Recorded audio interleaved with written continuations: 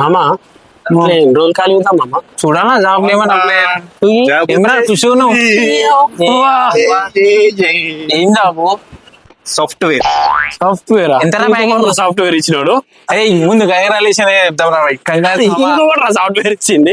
ఇచ్చిన మామా నీకెట్లా ఇచ్చారు బాబు? పాస్ అయిపోయినా ఇంటర్వ్యూ ఎప్పుడు అప్లై చేసావు?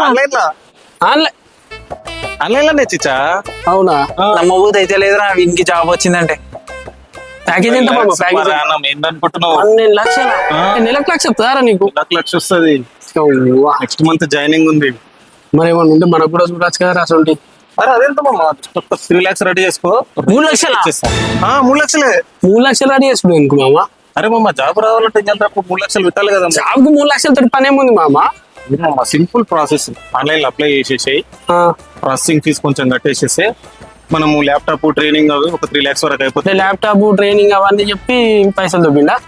అరే 3 లక్షలు కట్టేసినా మామ, వచ్చేసింది, నాకు జాబ్ వచ్చేసింది ఆల్రెడీ. నెక్స్ట్ మంత్ మామ ఒక మాట అడుగుతా చెప్పు. చెప్పు. జాబ్ నువ్వు వానికి ఇచ్చినావా వాడు నీకు ఇచ్చిండా? వాడే ఇచ్చిండు. మరి నువ్వు వానికి పైసలు ఎందుకు ఇచ్చినావురా? అడిగిరమ్మా 3 లక్షలు 3 లక్షలు కడతారా అరవడన్నా ఆన్లైన్ లా ముఖం తెలియనికి? అంటే కట్టుడు కట్టినావు కానీ 3 లక్షలు కట్టుడు ఏంద్రా? ప్రాసెసింగ్ ఫీజు, జాయినింగ్, ల్యాప్టాప్ అవన్నీ చెప్పి ట్రైనింగ్ అని చెప్పి తీసుకోరు. అప్లికేషన్ ఫీజు కూడా తీసుకోరు మామా. అప్లై చేయాలంటే ట్రైనింగ్ వాడేయాలి, ల్యాప్టాప్ వాడేయాలి, అన్ని వాడేయాలి. నువ్వెందుకు కడతావు మామ పైసలు? సత్యానా చేసినాడా? 3 లక్షలు గంగలా కలిపి నితీష్ అన్న కూడా ఇట్లనే వేసింది మామ 10 లక్షలు. ఏమైంది?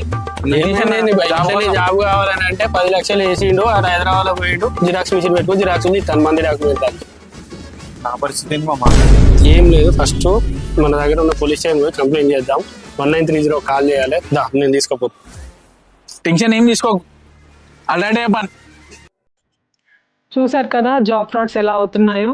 మీకు జాబ్ ఇచ్చే వాళ్ళు ఎప్పుడూ మీ నుంచి మనీ ఎక్స్పెక్ట్ చేయరు.